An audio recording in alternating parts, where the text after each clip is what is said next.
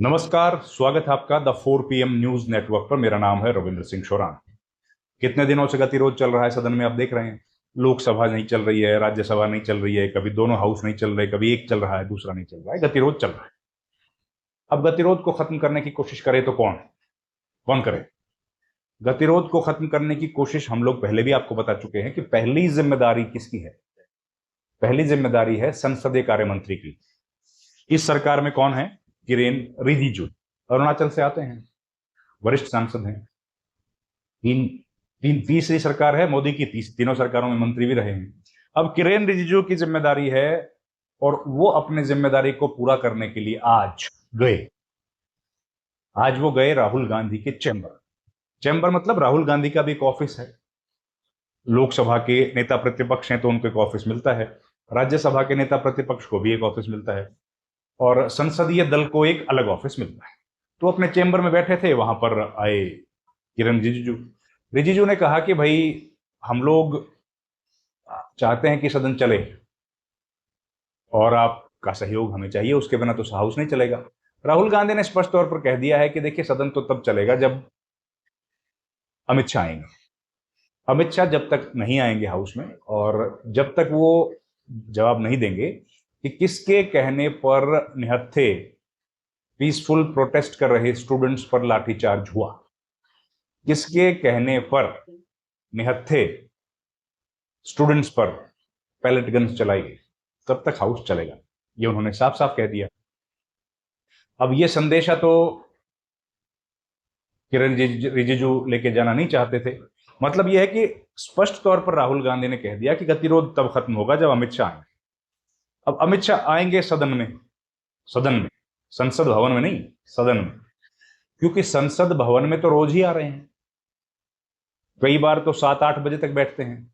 क्योंकि संसद भवन में, जैसे आपको बताया है हमने, पता ही है आपको, कि सब मंत्रियों के रूम्स होते हैं कैबिनेट मिनिस्टर्स के। तो उस कैबिनेट मिनिस्टर्स जो होते हैं वो अपने कमरे में बैठे रहते हैं और वहां पर चर्चा करते हैं। सेक्रेटरी से मिलते हैं, जो उनके डिपार्टमेंट के लोग होते हैं उनसे मिलते हैं, बाहर वालों से भी मुलाकात उनकी होती। ठीक है, तो उसमें तो आते हैं लेकिन सदन के भीतर नहीं आते। तो राहुल गांधी ने साफ कह दिया कि जब तक वो नहीं आएंगे तब तक बातचीत नहीं होगी और तब तक हम गतिरोध बना रहेगा। अब ये तो है खबर। कुछ गोदी मीडिया चैनल्स ने यह भी चलाया है कि राहुल गांधी को सरकार ने कहा कि हम लोग परिसीमन का बिल लेके आने वाले हैं, आपके सहयोग की जरूरत। अब जहां तक परिसीमन के बिल की बात है, परिसीमन का बिल तो तब तक नहीं आ सकता है जब तक कि सदन शांति से ना चले। क्यों, ऐसा क्यों? क्योंकि परिसीमन बिल जो है वो है संवैधानिक संशोधन, अमेंडमेंट। और अमेंडमेंट के लिए तो शांति जरूरी है। शांति तो सब बिलों के लिए जरूरी है। शांति का मतलब, शांति इसलिए जरूरी है कि उसमें वोटिंग का प्रावधान है। उसमें वोटिंग का प्रावधान है। मतलब देखिए, बिल दो तरह से पारित होते हैं, एक ध्वनिमत से, एक डिवीजन से। ठीक है, वैसे तो प्रावधान यह है कि डिवीजन किसी भी स्थिति में मांग लिया जाए तो चेयर को अलाउ करना पड़ेगा, उसमें कोई ऑप्शन नहीं है। लेकिन ये नई सरकार है भाई, अलग तरह से काम करती है। यहां पर तो हमने देखा स्पीकर भी डिवीजन नहीं देते हैं, एक व्यक्ति दो व्यक्ति मांगे तो डिवीजन मिलता नहीं है, कई बार ऐसा हुआ है। खैर, ध्वनिमत से पारित हो जाते हैं। ध्वनिमत से जब हम लोग बात कर रहे हैं तो करीब 5-6 बिल पास हो गए। निर्मला सीतारमन का एक बिल आज पास हुआ, वित्त मंत्रालय का एक बिल कल पास हुआ। सुप्रीम कोर्ट में न्यायाधीशों की संख्या बढ़ाने वाला बिल सोमवार को पास हुआ लोकसभा में। वंदे मातरम बिल पारित हुआ, नीट वाला बिल तो पारित हुआ, एंटी पेपर लीक वाला वो तो है ही। तो कई बिल पारित हो गए। तो संविधान संशोधन विधेयक जो होता है वो ऐसे पारित नहीं होता है। वो उसमें प्रावधान है कि बगैर डिवीजन के वो पारित नहीं होगा। डिवीजन का मतलब होता है वोटिंग। तो जब तक वोटिंग दो तरह से होती है, एक हाथ उठा के मौखिक तौर पर, एक बटन प्रेस करके वोट किया जाता है। तो बटन प्रेस करके जो वोटिंग की जाती है वो जरूरी है संविधान संशोधन में। तो वो जब आएगा तो शांति होना जरूरी है हाउस में, नहीं तो हाउस में वो बिल पास हो ही नहीं सकता। तो उसको मनाने के लिए गोदी मीडिया कह रही है कि उस पर भी चर्चा करने के लिए राहुल गांधी से मिले हैं किरण रिजिजू, जबकि राहुल गांधी के दफ्तर की तरफ से इस बात पर कोई चर्चा नहीं की गई, बल्कि राहुल गांधी के पार्टी के नेता और लोकसभा के सदस्य केसी वेणुगोपाल ने तो ये कहा कि जिस व्यक्ति को वो बिल लेके आना है वो तो है ही नहीं हाउस में, वो हाउस में तो आए, मतलब अमित शाह को बिल लेके आना है ना, उनको हाउस में तो आना पड़ेगा, हाउस में तो वो आए नहीं अभी तक है। एनीवेज, ये हुआ। इसके पहले क्या हुआ, तो इस पर अभी कुछ गतिरोध बना हुआ है, अंतिम समाचार मिलने तक गतिरोध खत्म नहीं हुआ। अब आइए दूसरी बात, सदन की जो कार्रवाई है वो बाधित है, नहीं चल रही लोकसभा में। उसके बाहर, सदन के बाहर जो नेता हैं विपक्ष के, उन्होंने आज एक मार्च किया, और मार्च में उन्होंने गांधी प्रतिमा के सामने मार्च किया और वही बातें कही कि भाई जो लोग रिस्पॉन्सिबल हैं गोली के लिए वो लोग बाहर आए, वो लोग सदन में आके जवाब दें, यानी कि अमित शाह को जवाब देना चाहिए। लेकिन अभी तक तो अमित शाह के आने की कोई सूचना हमारे पास नहीं है, अमित शाह के आने की जानकारी नहीं है। तो यही है कि अमित शाह अभी तो नहीं आ रहे हैं, पर गतिरोध कायम है। देखिए, गतिरोध को तोड़ने की जिम्मेदारी हमने पहले भी आपको बताया कि होती है सबसे पहली किसकी, संसदीय कार्य मंत्री की। तो संसदीय कार्य मंत्री के तौर पर किरण रिजिजू गए, उन्होंने बातचीत की। इसके पहले भी अगर हम लोग एग्जाम्पल लें तो प्रियरंजन दास मुंशी जो थे यूपीए में, उसके बाद गुलाम नबी आजाद, उसके बाद कमलनाथ, पवन बंसल, ये सब लोग बने। उनके पहले प्रमोद महाजन, इन सब लोगों ने कोशिश की गतिरोध तोड़ने के लिए, बातचीत ये लोग करते थे।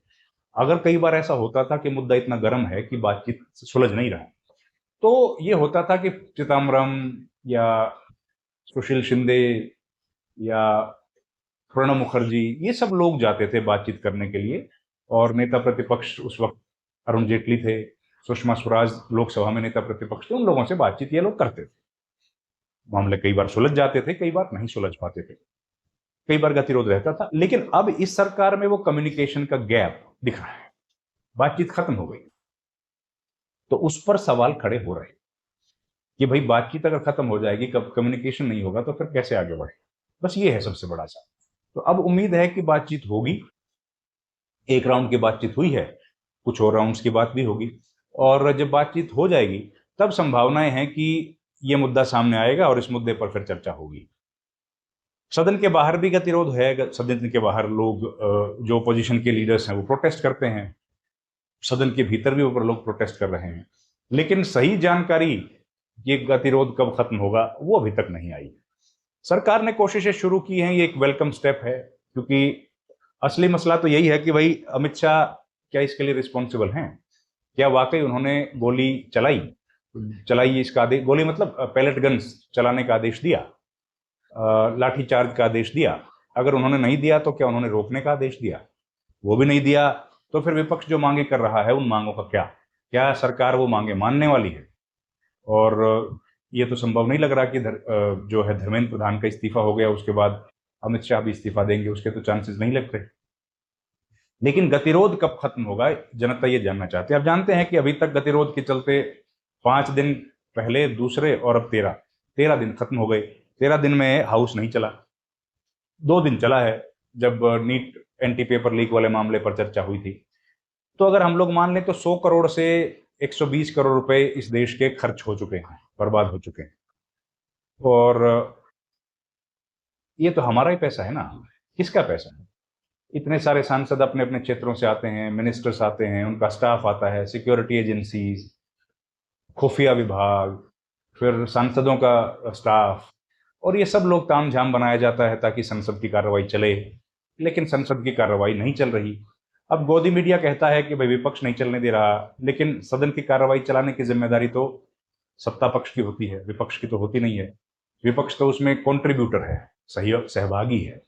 और आज सहयोग के लिए ही तो गए किरण रिजिजू, सहयोग मांगने के लिए तो गए। अगर ये सहयोग मांगने की प्रक्रिया पहले कर ली जाती, जो कि की गई थी, तो शायद कामयाबी मिलती। पहले भी गए थे किरण रिजिजू, गतिरोध खत्म हो गया था, NEET anti paper leak bill pass हो गया था, लेकिन उसमें भी प्रधानमंत्री नहीं गए, अमित शाह भी नहीं गए। अब दोबारा गए हैं गतिरोध खत्म करने के लिए, तो हम लोग तो ये उम्मीद कर रहे हैं कि गतिरोध खत्म होगा। क्योंकि सदन अगर ना चलेगा तो उसमें सबका नुकसान है, पूरे देश का उसमें नुकसान। उम्मीद है जल्दी सदन चलेगा। बहुत धन्यवाद, थैंक यू वेरी मच, नमस्कार।